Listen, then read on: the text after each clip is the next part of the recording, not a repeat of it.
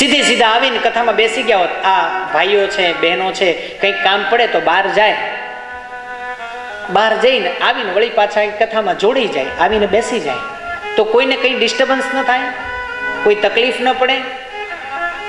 પણ ચાલુ કથા હોય, એમાં સરસ મજાના સફેદ કપડાં પહેરીને આવે, ઉપર કોટી પહેરી હોય, અને સીધા આવીને કોઈને પૂછ્યા વગર, કંઈ કીધા વગર સીધા દાદરો ચડીને આવે, અહીંયા 500 રૂપિયાની નોટ મૂકે, પ્રદક્ષિણા ફરે, એટલે મારું ધ્યાન એમાં જાય, તમારા બધાનું ધ્યાન એમાં જાય. જે કથાની લિંક, જે જોડાણી હોય એ લિંક તૂટે, કથા ભંગનો દોષ લાગે.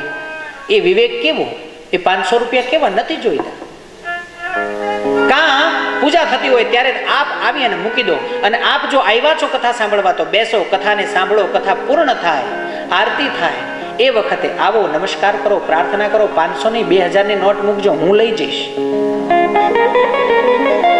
પણ કથા ભંગ નહીં, કથા ભંગ ન થવી જોઈએ. જો નાના બનીને જાઓ, ખાલી થઈને જાઓ તો બધુંય મળે. શાક લેવા જાઓ અને થેલી ભરીને જાઓ તો અહીંયાથી શું લઈને આવો? પણ ખાલી થેલી લઈને ગયા હોય તો શાકની ભરીને લઈને અવાય ને. એમ ક્યાંક કોઈની પાસે જાઓ તો ખાલી થઈને જાઓ, નાના થઈને જાઓ, કે ત્યાંથી કંઈક લઈને આવી શકાય.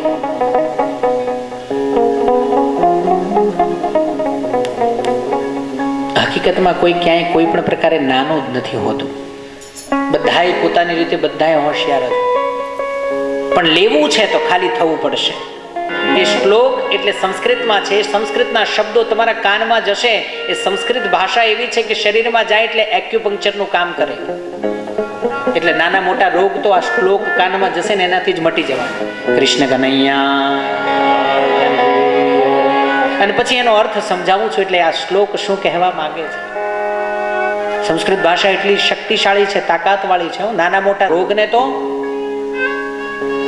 એ સંસ્કૃતના શબ્દો ખાલી કાનમાં અંદર જાય ને એ જ મટાડી દે.